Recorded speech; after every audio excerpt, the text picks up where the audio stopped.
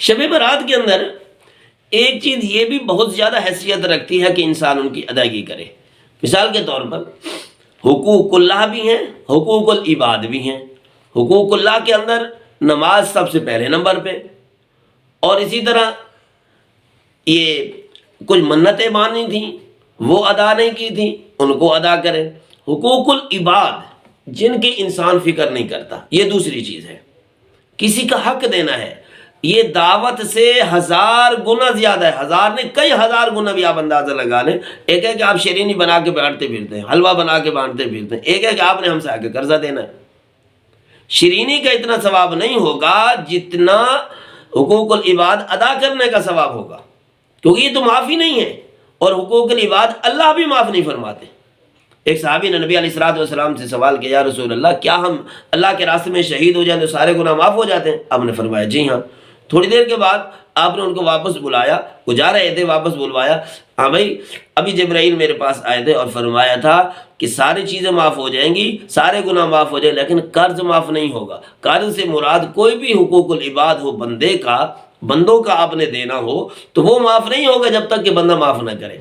مثال کے طور پر آپ نے قرضہ دینا ہے، یا کسی کو اونچا بولا، کسی کی بے عزتی کی، بے احترامی کی، بدتمیزی کی کسی کے ساتھ، جس طرح آج کل جس کو ہم کہتے ہیں نا واہیات، کوئی تمیز نہیں ہے، تہذیب نہیں ہے، بڑوں کے سامنے بولنا، بے عزتی کر دینا، ان کو اونچا بولنا، تمیز سے نہ بولنا، اور اسی طرح کسی کی کسی جگہ پہ حق تلفی آپ نے کی تھی، یہ ساری چیزیں حقوق العباد سے تعلق رکھتی ہیں۔ ان چیزوں کی ادائیگی بندے کی گردن کے اندر ہے۔ اگر ادا نہ کریں گے تو شاید جنت میں جانا بھی مشکل ہو جائے جب تک کہ مالک معاف نہ کرے۔ اللہ کا یہ اصول ہے، اللہ پاک اپنے حقوق معاف کر دیتے ہیں، اور بندوں کے حقوق جو ہے بندوں کے ذمہ ہے کہ وہی معاف کریں گے۔ مالک تو ہے وہ ذوالجلال والاکرام بھی ہے، معاف کرنا چاہے کوئی پوچھ نہیں سکتا، لیکن اللہ کا نظام یہ ہے کہ اللہ پاک وہ حقوق معاف نہیں کرتے جو بندوں کے ہیں، بندہ معاف کرے گا تو پھر معاف ہوتے ہیں۔ تو بعض لوگ ایسے بھی دیکھے جاتے ہیں، دعوتوں پہ زور دیا، لمبی محرم میں بھی دعوتیں کی، ربیع الاول میں بھی دعوتیں کی، اور اسی طرح قربانی پہ بھی 2-4 جانور ذبح کر دی، لیکن بندوں کے حقوق ہے، ہمسایہ ان سے تنگ ہے، گھر کی صفائی کی، پانی دوسرے کے گھر کے سامنے چھوڑ دیا، خود آنا جانا ہے دوسرے کے گھر کے سامنے جو ہے گاڑی پارک کر دی کھڑی ہے، تو لوگ اس کی وجہ سے تنگ ہیں۔ تو یہ تنگیاں مٹاؤ۔ اور اسی طریقے سے آپ کا یہ بھی حق ہے ہمسائے کا، گلی کوچے کا، گلی محلے والوں کا، کہ وہ بیچارے روزی سے تنگ ہیں، پریشان حال ہیں، ان کی پریشانی دور کرو۔ اگر آپ کے پاس پیسہ ہے تو ان کے اوپر خرچ کرو، اگر آپ کر سکتے ہیں تو چپکے سے ان کی مدد کرو۔ ان کے کپڑے نہیں ہیں تو ان کو کپڑے لے کر دے دو، ان کے پاس آٹا نہیں ہے تو آٹا لے کر دے دو، گندم کی ضرورت ہے گندم لے کر دے دو۔ یہ چیزیں ہمارے اوپر ضروری ہیں۔ نبی علیہ السلام نے نہیں فرمایا تھا کہ میں ہمسائے کے بارے میں اتنے حقوق میرے اوپر نازل ہوں کہ میں نے سمجھا شاید یہ میری وراثت کا وارث بن جائے؟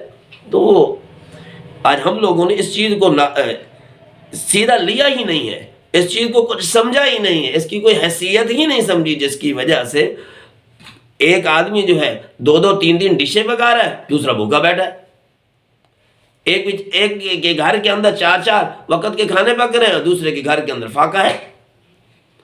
یہ کتنی نقصان والی بات ہے کہ دنیا کے اندر ہم اپنے پیٹ کے لیے بہت کچھ کریں، اور اپنے جیسا ایک انسان ہے بیچارہ غریب ہے، ریڑھی والا ہے، تو اس کے گھر کے اندر نہ صبح کھانا پکا ہے نہ شام کھانا پکا ہے۔ تو یہ انسان پر نہیں ہے، انسانی ڈھانچے کے اندر انسانیت نہیں ہے کہ صرف اپنا فکر کرے، اپنا پیٹ پوجا کرے، باقی کسی کی فکر نہ کرے۔ انسانیت یہ ہے کہ اپنے ساتھ دوسروں کو بھی لازمی فکر کرے، بلکہ بعض جگہ تو ہے یوسرون علی انفسہم ولو کان بہم خصاصہ، کہ صحابہ کرام اپنی ضرورت ہوتے ہوئے بھی دوسروں پہ خرچ کیا کرتے تھے۔ ان چیزوں کا احساس کرنا چاہیے۔